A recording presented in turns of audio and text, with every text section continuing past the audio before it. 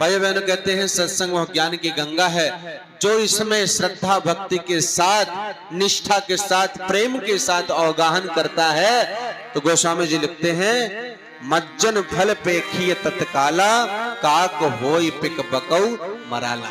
जो इस सत्संग रूपी ज्ञान गंगा में अवगाहन करेगा तो क्या हो जाएगा? बोले कौवा। कौवा देखा है आप लोगों ने? कहाँ रहता है? कहाँ रहता है कौवा? अपने घर रहता होगा। हाँ, तो कौवा, कौवा क्या कर, कौवा कैसे बोलता है? काव काव बोलता है ना। और कोयल, कोयल कू कू करती, कौवा काव काव करता है। तो कौवा की कौवा जब बोलता है तो कैसे लगता है? कर्कश लगता है, उसकी बातें अच्छी नहीं लगती। कौवा बैठ जाए आपके घर के पास, काव काव करने लगा, आप कंकड़ लेके मारो, भाग जाए यहाँ से दुष्ट कहीं का। तेरी आवाज अच्छी नहीं लगती मुझको। कौवे को आप डांट दोगे, लेकिन जब कोयल बैठ जाए, बोलने लग जाए, तब वो कहेगी कू, तो आप लोग पीछे से कहोगे कू, चिढ़ाने लग जाओगे फिर उसको।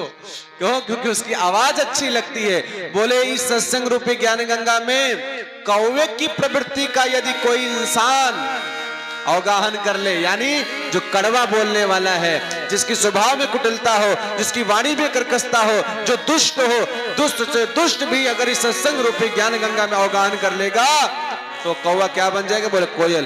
कोयल नहीं बन जाएगा, वो कौवा ही कोयल जैसे बोलने लग जाएगा, को यानी अच्छा बोलने लगेगा।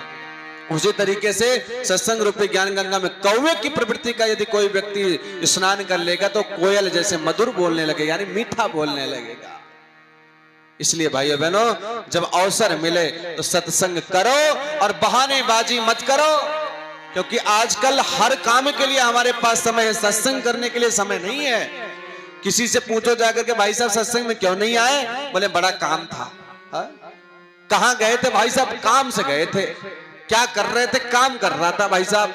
हर व्यक्ति को काम काम काम काम पड़ा हुआ है, लेकिन मैया ध्यान रखना, जब तक जिंदगी है फुर्सत न होगी काम से, जब तक जिंदगी है फुर्सत न होगी काम से, कुछ समय ऐसा निकालो, प्रेम कर लो राम से, नहीं तो ऐसे जीवन भाइयों बहनों निकल जाएगा। और एक दिन जो काम काम करते रहते ना, एक दिन लोग कहेंगे भैया गए काम से। बोले गए काम से, यानी काम से ही आदमी चला जाता है। तो आज इस सत्संग सभा का यहीं पर हम विश्राम करेंगे।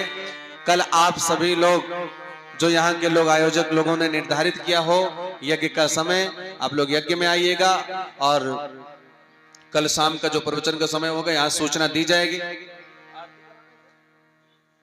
अब आप लोग अपने अपने स्थान पर खड़े हो जाइए, सब लोग इधर अंदर आ जाइए। भाई साहब आप लोग जो कुर्सियों पर बैठे हैं, सब हमारे बड़े भाई लोग, आप लोग अंदर आ जाइए।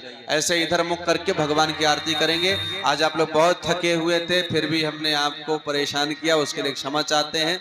लेकिन बस उद्देश्य यही है कि अगर गुरु जी के समृद्धमय संदेशों से 150 लोग भी बदल गए तो हमारा आने का उद्देश्य पूर्ण हो जाएगा। और मैं निश्चित कहता हूं, गुरुदेव के संदेश में, गुरुदेव के वचनों में, गुरुदेव के विचारे में वो ताकत है, वो पावर है कि अगर 2 दिन तक, आज तो हमने केवल आपको कुछ बातें बताई, लेकिन कल की बातें यदि आप सुनेंगे तो आप गुरुदेव से जुड़े बिना रह नहीं पाएंगे, इसको मैं आपको गारंटी देता हूं। आइए दोनों हाथ ऊपर उठाकर एक बार जोरदार जयकारा लगाएं।